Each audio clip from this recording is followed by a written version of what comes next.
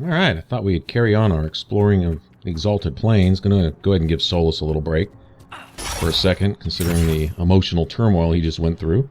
Losing the love of his life, or something along those lines. That was the gist that I got from it. But, figured we'd go do something fun. Kind of lighten the mood a little bit. I was thinking some grave robbing. What do y'all think of that? Could do some grave robbing?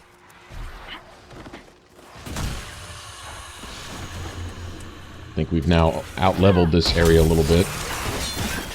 So, yeah, this Fade Rift is 11, and we're all around 14 or so, so we've gotten past this. Although here a little ways up, I believe levels catch back up to us. Either way, do some exploring. Screw it. If it's kind of easy for a minute, that's fine. Maybe we need a break anyway.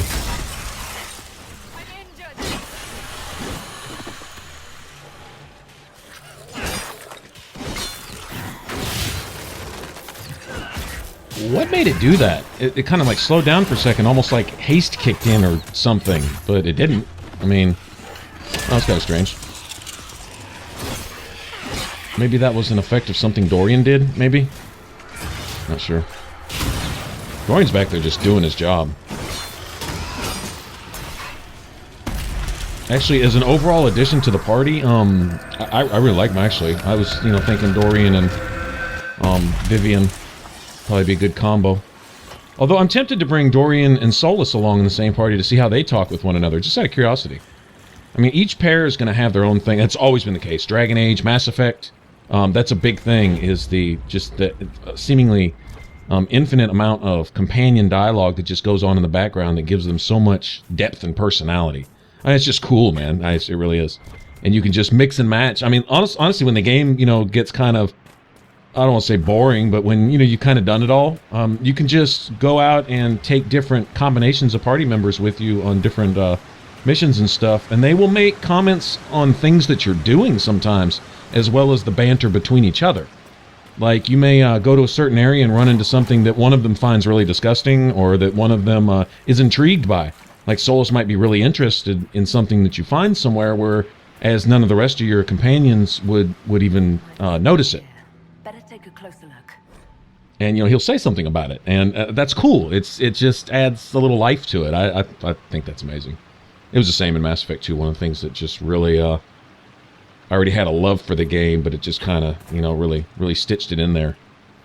Just how amazing the writing actually is.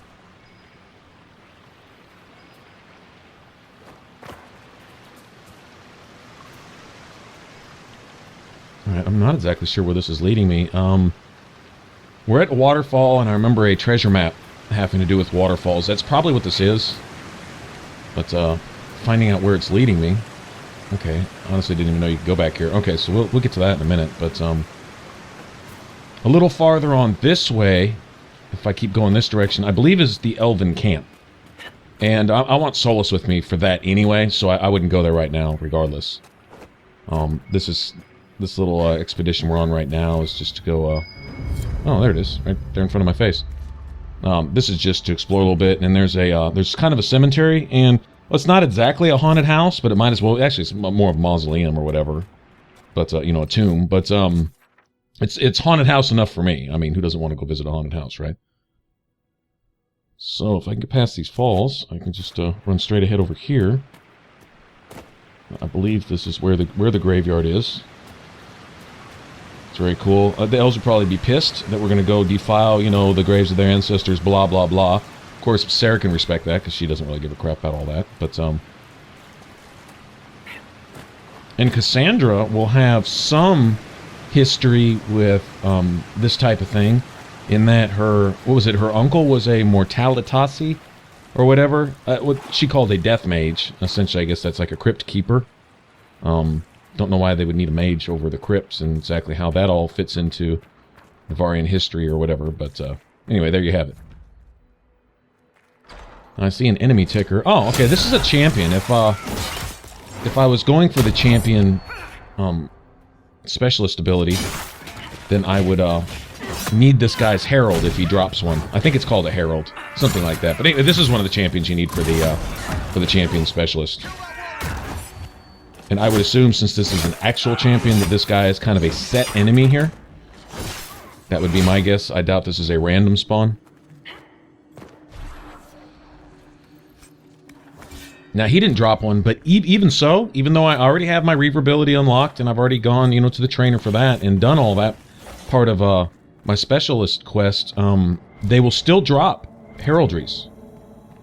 I guess until you make one. I don't remember. Did I make one in the last video or before that? I don't remember. But anyway, you can still make your champions a banner or whatever that thing's called, your standard or whatever, even though you don't need it. Now, I don't know if you'll get to, I don't know, set it up as a souvenir somewhere or something, maybe in your house, you know, your room at the Skyholder. Who knows? I have no idea. But anyway. These Elven lore things, if you haven't played previous Dragon Age installments, this gives you some insight into Elven beliefs, history, religion, if that's what you want to call it. I don't know, their religion and their magic all kind of seem, and their culture and everything all kind of seem to be tied together. I don't know, they seem to be like a step closer to the Fade than everyone else or something. More prone to having some innate magic. Something, but I don't know. Anyway, you can read these things and it will give you some, you know, just kind of a little look into their whole culture and everything about them. Just in the way they view their gods or their deities or their ancestors or whatever, you know, however these... One day and poof, expert marksman. A veritable savant. A what? A savant. A natural, meaning you needed no training. Not your business if I do or didn't. Like I don't ask if you naturally shoot fireballs out your ass or just opinions. I'll keep that in mind. You know, Dorian's really cultured, and he's really, you know, sophisticated and all that, you know, very upper crust, due to his background, although his heart isn't like that. That's how his manner, his demeanor is. He couldn't probably be any farther from Sarah than he is. Oh, here's our cemetery. That's cool. But, kind of curious how they'll get along. Can they find some grudging respect for one another or not? Not sure. It's kind of why I brought him along also in this combination, since, you know, leaving Solus at home for a minute.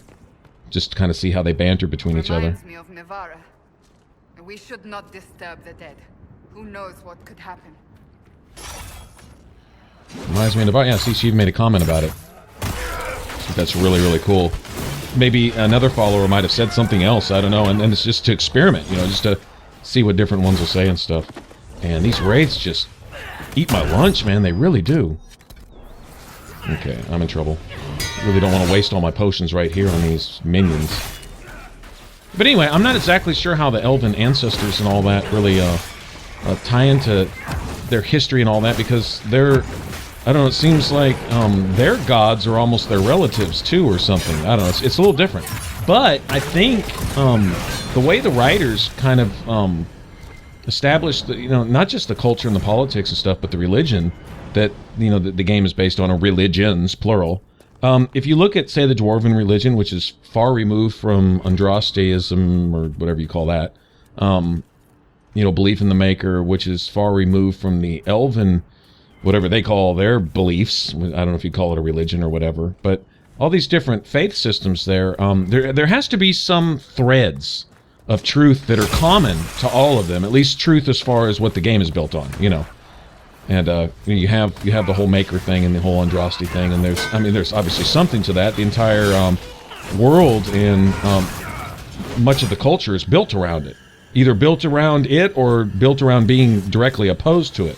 Like you look at Tevinter and their version of it, and whatever you call that. I don't know enough about Tevinter to really put a tag on that. But anyway, if you look at all of them and then look for common threads of truth, you can kind of get an idea on how things really are. I think that's really cool.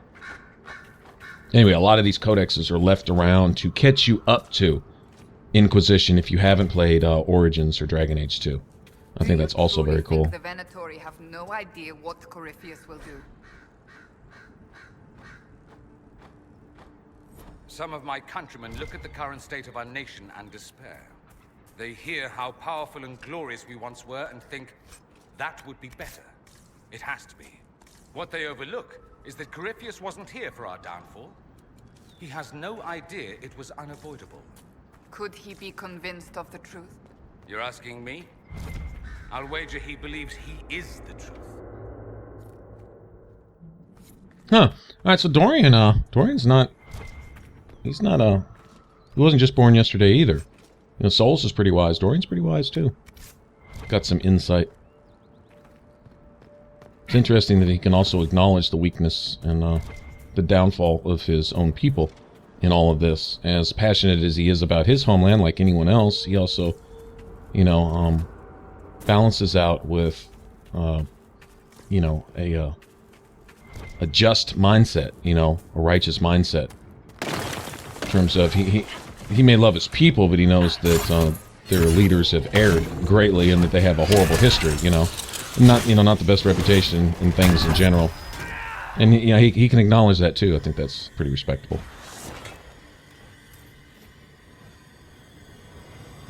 The veil is limp here. Now, that's another of Sarah's comments about magical stuff that she just seems to get naturally. She'll put it into common, everyday terms, and that's one thing I love about her, is her ability to say sophisticated, meaningful stuff in just a few words that are easy to understand. She doesn't have to get all blah, blah, blah about it, as she would say. She'll just kind of state it like it is, maybe make a simple analogy that just kind of says it all in just one little mouthful, instead of just going on and on and on. She's not much for talk and pomp and all that other thing, and I think that's another reason she probably hates nobles so much, is they're so stuck on their pontificating and speeches and this and that, and that don't lead to anything. You know, you can talk about it all day long, but until you either do it or don't, then you haven't done anything. And so, and I'm totally down with that whole mindset. I really am. I think about that a lot in real life. Actually, that same principle of, you know, blah blah blah, this and that, and posturing doesn't do anything for anybody. It really doesn't. And I'm not sure exactly how many of these graves. Sorry about all this looting. I mean, I am picking up some a pretty decent amount of you know, herbs and crafting things here, but seriously, I'm trying to find these parts to this key. I have to find several key parts, and I don't really know exactly where they're at. I'm assuming they're hidden in these, which if I need a key and I have to defile these graves to get it, well, then I guess that's the way it's gonna have to be. Sorry, Cass, but and sorry, Solus, don't mean to offend the ancestors or whatever. I'm sure I'm gonna regret busting into all these graves. It's probably not gonna make the elves happy somewhere on down the line, but for right now, I'm grave robbing and I'm greedy, so that's just the way it is. Alright, so we've made a circle, and I still don't have anywhere near... Oh wow, okay, there's more graves here than what I thought. And of course each one is going to spawn a demon, right? Well, somehow I'm not feeling so bad for defiling these graves then, if they're all spawning demons.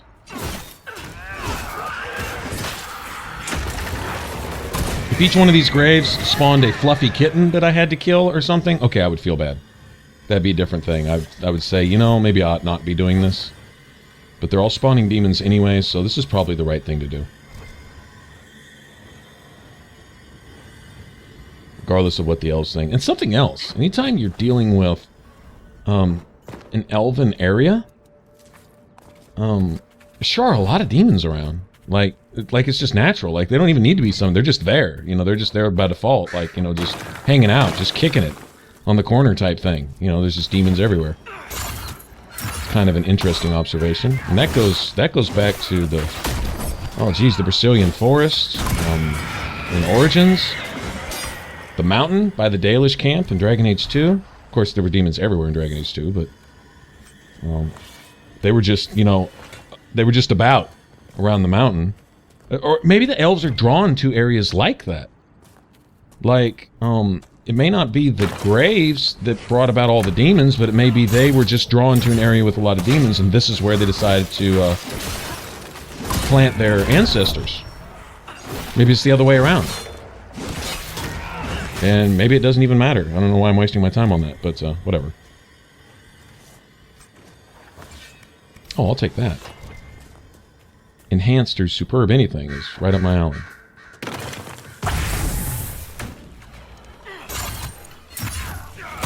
Okay, so I guess I'm looking for the graves that are spawning the terrors. Take that, you filth! You tell him, Dorian. No, I guess not. Okay, that gave me one. Alright, so now we can go break into this tomb that we're probably not supposed to be breaking into, but, you know, we're going to do it anyway, right? There's probably a mosaic piece or some collectible in here that I would want otherwise. And, so, yeah. And if that's the case, then I'll feel completely justified. Because if there's a collectible, that means the game wants me to have it. You know what I'm saying? That's the way I look at it. If I have to do something illegal to get it, then, you know, so be it.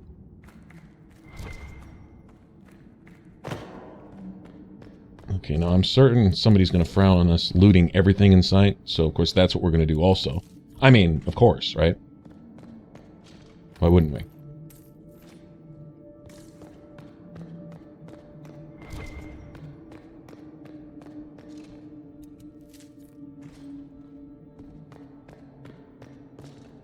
I do not remember what you upgrade with these. I'm pretty sure it's one of the grenades.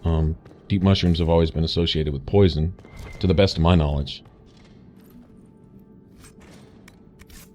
In fact, if you look back at the Forbidden Oasis, there are deep mushrooms everywhere, and I don't know if there's any exceptions. There may be some just growing out of rocks, but 90% of the time, if not all the time there, you will see that the deep mushrooms are spawning in spider carcasses, if you look closely. And that seems to be the case pretty much all the time there. And so it's, you know, associated with poison. Previous Dragon Ages, they were pretty much associated with the deep roads. And so I'm assuming an association with Darkspawn, the Blight, just poison one way or another. It's funny, but I wouldn't doubt that there's an entire lore just behind that one stupid plant. I mean, seriously. Or whatever you want to call it. Plant, fungus, whatever. And that looks... Yeah, that is. Okay. That justifies it right there. That means I'm supposed to be here. And that's it. That's my story, and I'm sticking to it. Decent amount of loot, too. I know once we break open this crooked chest, though, it's really on. There's no way they're just going to let us have all this for free. It's just not going to happen. Alright, so I'm going to grab everything else first, because I know once I do this, the epic battle of major proportions is about to be on. Yep. And of course the graves start to open, and the dead start to rise, and yada yada yada. I don't know what the boss, or mini-boss, right here is going to be. But I'm sure he's not glad, he's not happy to see us. Or maybe he is happy to see us. Maybe that's what this is. That's his way of giving cuddles, showing his love. Okay, I really need to watch it. One full barrage from these guys, when they're leveled, will one-shot me. And that is something for me to look at, is fire's nasty and spirit's nasty. Lightning seems to be more an overtime type of thing. Instead of one big bunch of spike damage, it seems like little you know, chunks of damage. But it attacks repeatedly. But that spirit stuff, that just rapes your face like almost immediately. Fire too. Fire's been my nemesis up to this point. The wraiths can basically 2 or 3 shot me regardless of their level.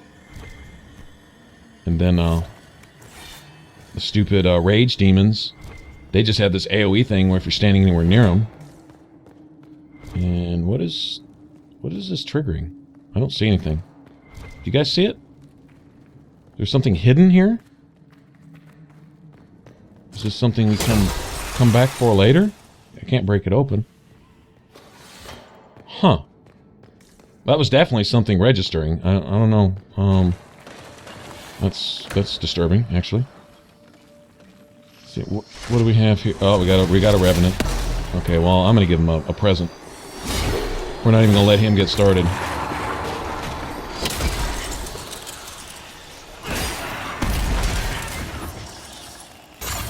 Nice. Those guys have never been a joke.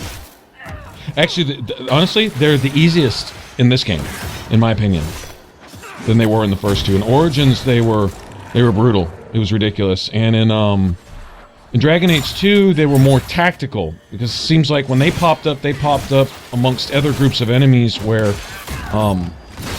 if they weren't killing you outright themselves, they were helping everyone else kill you.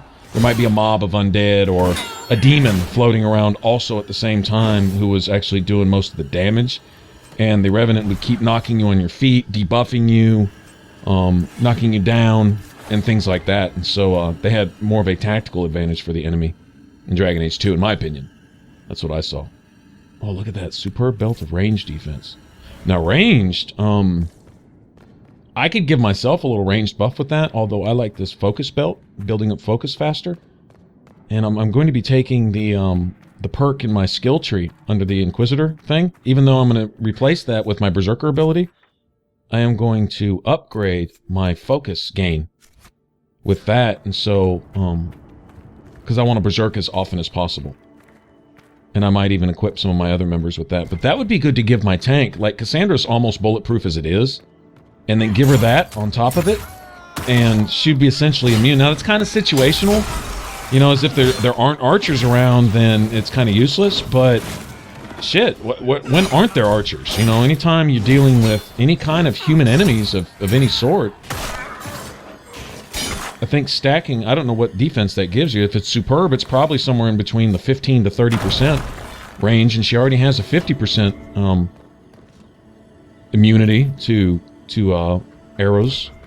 So that it wouldn't make her, you know, invincible to arrows, but they wouldn't, I mean, they would literally just be bouncing off of her. So I think I may actually consider that.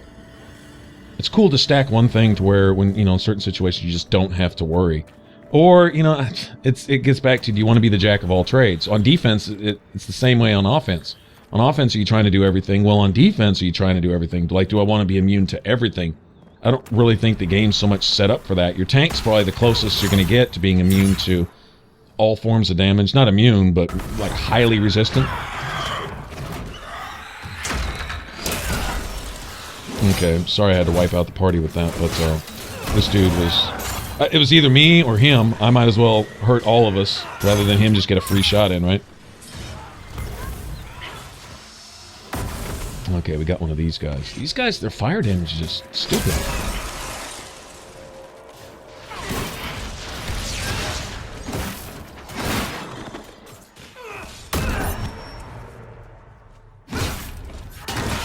Oh, hitting for 450 with taunt. I'd like to get that up into the 1,000 range. Just regular all the time. That's without any buffs whatsoever.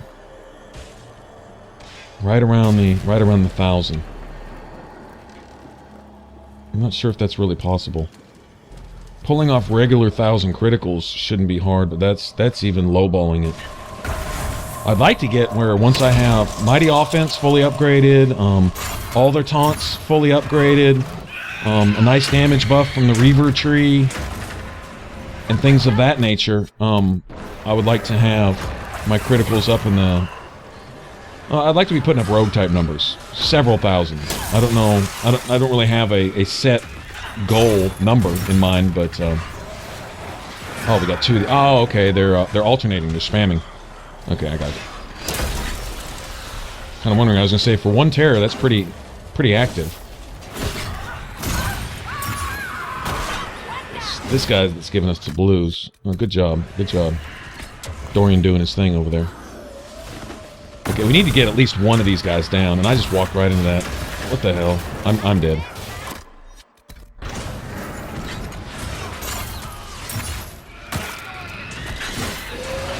Yeah, that dude's caused enough problems. Time for him to go. And these dudes, take this to the face. Like that? Like that? Your mom? Huh? Talk about your mama while you're down? Insult to injury? Okay. Alright, so let's get this last glyph, and once we do that, we can go back to the war table and unlock whatever it is, if I remember right. Gold necklace, that's probably worth a decent amount of gold. Much rather have had a ring, though. It's really crapping on me now. Did good for my followers, as far as the rings go, early on in the game, but after finding the Mighty Blow ring, which I'm grateful for, but I would certainly love to have one. Now... Honestly, I did find one ring for Rampage, which is the Berserk ability. Kind of wish I'd kept that. It lets it last like 30% longer. It essentially adds an extra, what, 5 seconds or so. Oh, there's another Mosaic piece too. Cool. Good thing we came down here. But I kind of wish I'd kept that. But I wouldn't mind a block and slash ring either. And you're talking about putting up, especially if you hit a critical with the extra damage buff on top of all the other damage. Oh man, put up a couple thousand damage each time you block someone's attack and get some guard as a bonus. And I don't know if you get extra guard with the ring also once you block. I'm not sure. I'm not sure how that. But I'll take it if it does. If not, that's fine too. Still take the extra damage.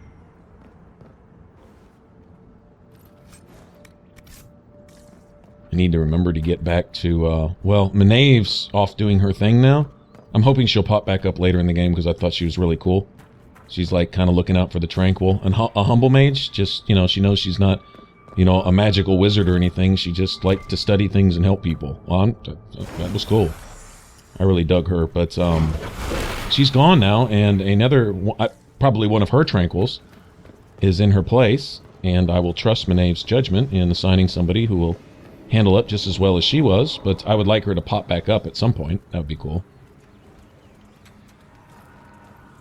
But anyway, I have to get back to the monster table and turn in all these demon parts and stuff that I've collected. If nothing else, not just for the XP and the influence, but for the damage bonus you get to those particular kinds of enemy. It may only be like 1% at a time. I don't care. It adds up. If I can get a extra 10% damage bonus on top of everything towards a certain type of enemy, then when I get these Fade Rifts or get into the Fade itself or whatever, I can go, you know, destroy some demons. Once you stack that extra static buff on top of all the other buffs you get, start those numbers, they really add up. I mean, you're talking about turning hundreds into thousands, and that's pretty significant. Here it is. Sorry about that. I'm playing a lot of this now from this point with little or no experience, so when it comes to puzzles and things, you're going to see me doing some wandering and running around like a chicken with its head cut off, and that's all cool. It's all part of the game. Alright, thanks guys for watching, and if you want to subscribe, hit that button over my head. For all my videos, click the box on the left. Remember to leave a comment and say hey at least, and like, share with your friends, and all that good stuff, and I will catch you guys on the next one. Y'all take care. Bye-bye.